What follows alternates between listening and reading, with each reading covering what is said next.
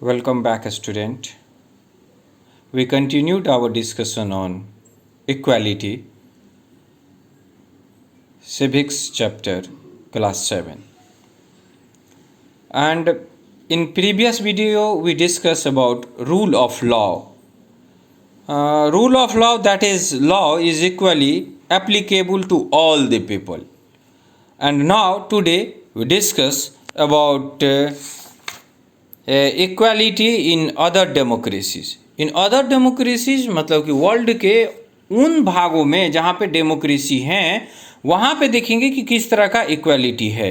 तो सबसे पहला उदाहरण है यूएसए का, जहाँ अफ्रीकन और अमेरिकन के बीच में, काले और गोरों के बीच में बहुत दिनों तक स्ट्रगल चला। अगर आप मार्टिन किंग लूथर का नाम सुने होंगे तो जानते होंगे इसके बारे में, या फिर ये बात याद रखिए कि अमेरिका जैसे डेवलप्ड कंट्री में भी शुरुआती दौर में अफ्रीकन और अमेरिकन के बीच में काफ़ी ज़्यादा डिस्क्रिमिनेशन था। बराक ओबामा को देखिए, बराक ओबामा एक अश्वेत अमेरिकी प्रधानमंत्री, फर्स्ट अमेरिकी प्रधानमंत्री बने अश्वेत। तो अभी इक्वालिटी है वहाँ पे देखने को मिलता है। दूसरा उदाहरण अगर हम बात करें तो साउथ अफ्रीका में, वहाँ पे क्या है, ब्लैक जो लोग हैं, जो वहाँ के मूलवासी थे, वो मेजॉरिटी में थे, लेकिन फिर भी अंग्रेज या गोरे लोग बोलिए जो वाइट माइनॉरिटी के थे वो उन पे कंट्रोल किए हुए थे। और बहुत दिनों तक ये जो डिस्क्रिमिनेशन था वो काफ़ी हद तक उसको एक नाम दिया गया, दैट इज़ अपार्थाइड।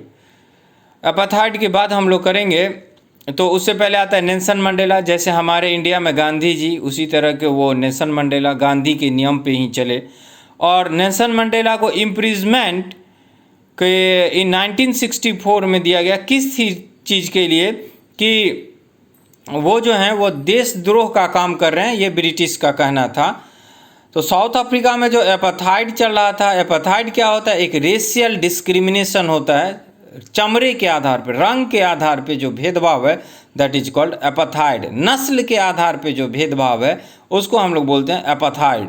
तो उसी को उसके लिए नेल्सन मंडेला स्ट्रगल किए, तो उन पे देशद्रोह का मुकदमा करके उनको 1964 में जेल में डाल दिया गया। उस समय में जो रबेन आइलैंड साउथ अफ्रीका का बड़ा कठोर और बड़ा दुर्लभ, जैसे भारत में काला पानी की सज़ा अंडमान निकोबार में दे दिया जाता था, उसी तरह का जेल है वो रबेन आइलैंड में। तो वहाँ पे दे दिया गया उनको लाइफ इम्प्रिजमेंट की सज़ा। और वाइट माइनॉरिटी वाले जो थे वहाँ पे, वो इन वहाँ के मूल निवासी को train, bus, hotel, hospital, school, college, libraries, beach, pool, theatre, सब जगह अलग था। वहाँ पे ब्लैक के लिए अलग, वाइट के लिए अलग। बहुत सारे लोग जो है वो इसका विरोध भी किए। और बाद में क्या हुआ कि एक अफ्रीकन नेशनल कांग्रेस की स्थापना हुई और काफ़ी लोग उसमें सहयोग किए। और नेल्सन मंडेला के अगुवाई में 26 अप्रैल 1994 को एक न्यू डेमोक्रेटिक कंट्री वर्ल्ड में स्थापित हुआ, जिसका नाम हुआ साउथ अफ्रीका। ठीक है, डेमोक्रेटिक कंट्री। व्हाइट माइनॉरिटी जो है अब उनका ख़त्म हो गया और मल्टी रेशियल गवर्नमेंट का रास्ता साफ हुआ। अगर आप साउथ अफ्रीका के क्रिकेट टीम को देखते होंगे तो वहाँ पे उस टीम में काले लोग भी मिलेंगे, गोरे लोग भी मिलेंगे। अब वहाँ पे इक्वालिटी की कोशिश की गई आज़ादी के बाद, और एपार्थाइड जो है वो ख़त्म हुआ। तो ये बात कहाँ के लिए हुआ, साउथ अफ्रीका के लिए। तो हर एक जगह कुछ ना कुछ चैलेंजेज हैं। अमेरिका में भी आपने देखा, साउथ अफ्रीका में भी आपने देखा, और भी बहुत सारे, फिजी में, सऊदी अरेबिया में, सभी कंट्री में कुछ न कुछ इनइक्वालिटी है, डिस्क्रिमिनेशन है। लोग वहाँ पे स्ट्रगल करते हैं और फिर इक्वालिटी को लाने की कोशिश करते हैं। अब ये टॉपिक आ गया चैलेंजेज ऑफ डेमोक्रेसी। देखिए, हर एक देश में, हर एक डेमोक्रेटिक कंट्री में कुछ चैलेंजेज हैं। क्या क्या चैलेंजेज हैं? इक्वालिटी जो है वो डेमोक्रेसी का की फीचर है, आप जानते हैं।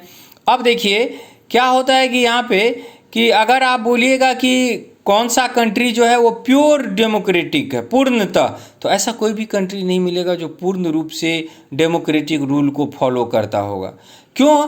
कि प्रत्येक आदमी जो है वो जिस नेशन में रहते हैं उसमें वो तरक्की करना चाहते हैं और डेमोक्रेसी का जो आइडिया है उसको विकास करना चाहते हैं, क्योंकि उनको मालूम है देश का विकास होगा, अपना विकास होगा।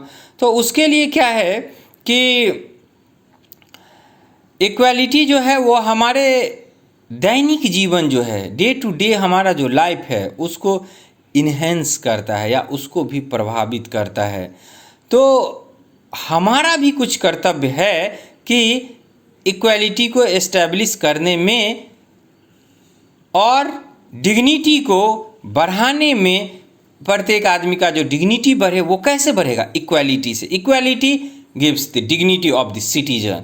तो जो चैलेंजेज हैं उसको देखते हुए नागरिक का भी कुछ कर्तव्य है, और डेमोक्रेटिक कंट्री में तो खासकर जो भी चीज़ है वो सिटीजन के लिए ही है, सिटीजन का ही राइट है डेमोक्रेसी में।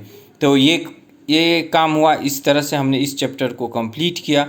और उसके बाद जो है वो आपका क्वेश्चन आता है। ये समरी दिया हुआ इक्वालिटी का, राइट टू वोट, डिग्निटी कैसे प्रभावित होता है, equality in Indian constitution, Indian constitution में ऐसे कौन कौन से प्रावधान हैं जिससे इक्वालिटी को बढ़ावा मिलता है, कास्ट डिस्क्रिमिनेशन और अनटचेबिलिटी इस सब पे बैन लगा हुआ है, कौन सा ऐसा नीति है, प्रोहिबिटेड एक्ट है इसके आधार पे। उसके बाद क्या होता है कि कुछ क्वेश्चन आंसर हैं जिसका हम लोग चर्चा करेंगे।